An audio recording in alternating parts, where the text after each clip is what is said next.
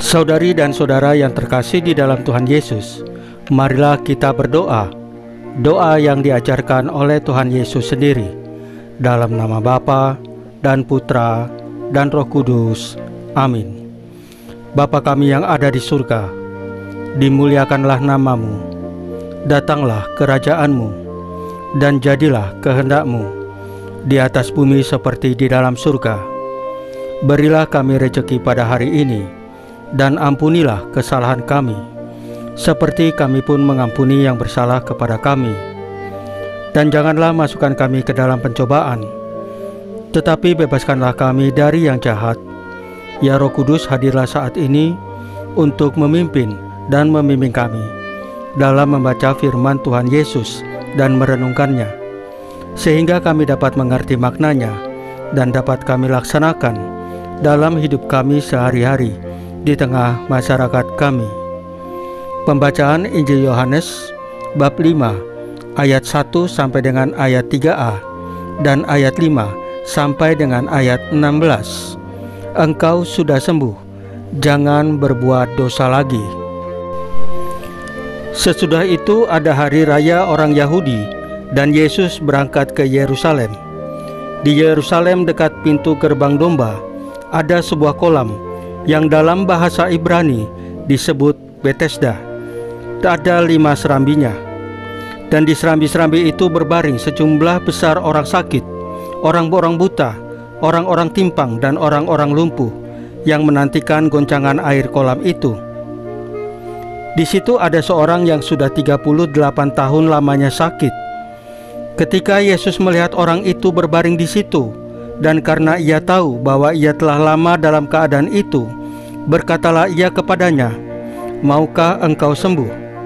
Jawab orang sakit itu kepadanya, "Tuhan, tidak ada orang yang menurunkan aku ke dalam kolam itu apabila airnya mulai goncang, dan sementara aku menuju ke kolam itu, orang lain sudah turun mendahului aku."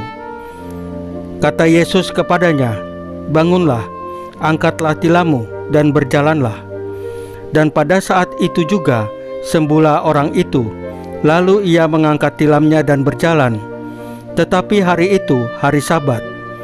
Karena itu orang-orang Yahudi berkata kepada orang-orang yang baru sembuh itu, "Hari ini hari Sabat, dan tidak boleh engkau memikul tilammu." Akan tetapi ia menjawab mereka, "Orang yang telah menyembuhkan aku, dia yang mengatakan kepadaku, 'Angkatlah tilammu dan berjalanlah.'" Mereka bertanya kepadanya, "Siapakah orang itu yang berkata kepadamu, 'Angkatlah tilammu dan berjalanlah'?" Tetapi orang yang baru sembuh itu tidak tahu siapa orang itu, sebab Yesus telah menghilang ke tengah-tengah orang banyak di tempat itu.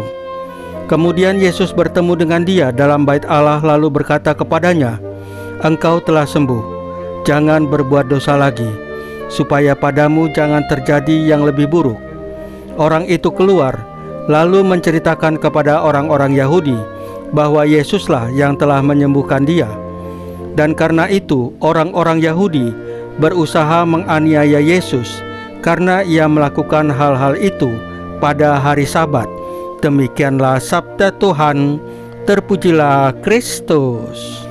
Saudari dan saudara yang terkasih di dalam Tuhan Yesus, pada bacaan pertama kitab Yehezkiel menjelaskan, sebagai umat beriman, kita dipanggil untuk membiarkan kasih Allah mengalir dalam hidup kita, menjadikannya sumber kehidupan bagi diri kita dan sesama. Seperti sungai yang semakin dalam, kita diajak untuk memperdalam iman, dan agar dapat menjadi saluran berkat yang menyuburkan dunia di sekitar kita. Marilah kita menjadi pohon kehidupan yang menghasilkan buah yang baik dan memberi manfaat bagi banyak orang. Dalam Mazmur 46 mengingatkan kita bahwa Allah adalah perlindungan dan kekuatan kita yang tak tergoyahkan.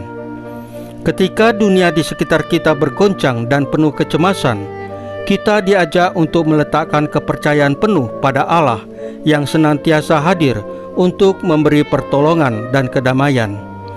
Marilah kita menanggalkan rasa takut dan membuka hati kita untuk merasakan perlindungan dan kedamaian yang hanya dapat diberikan oleh Allah yang tidak pernah meninggalkan umatnya.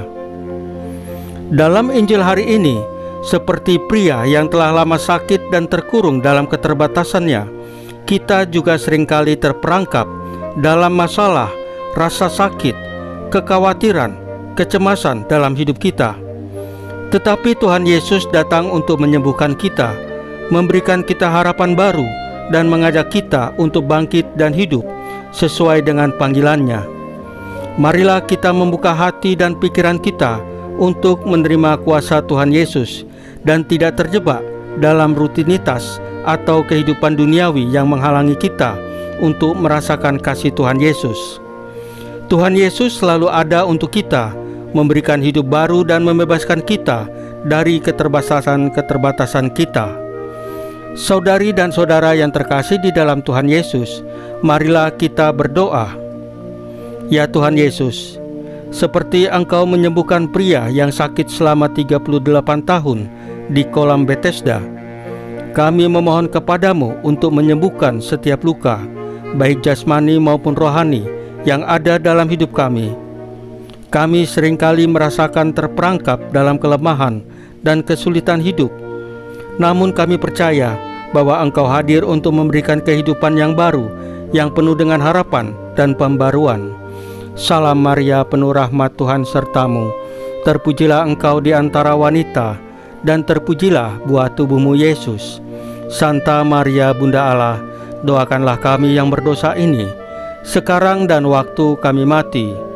Ya Tuhan Yesus, tambahkanlah iman kami hanya kepadamu saja, karena hanya Engkaulah Tuhan dan Juru Selamat kami satu-satunya, tidak ada yang lain. Dalam nama Bapa dan Putra dan Roh Kudus. Amin.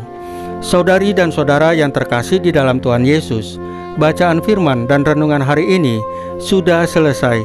Tuhan Yesus memberkati kita semua.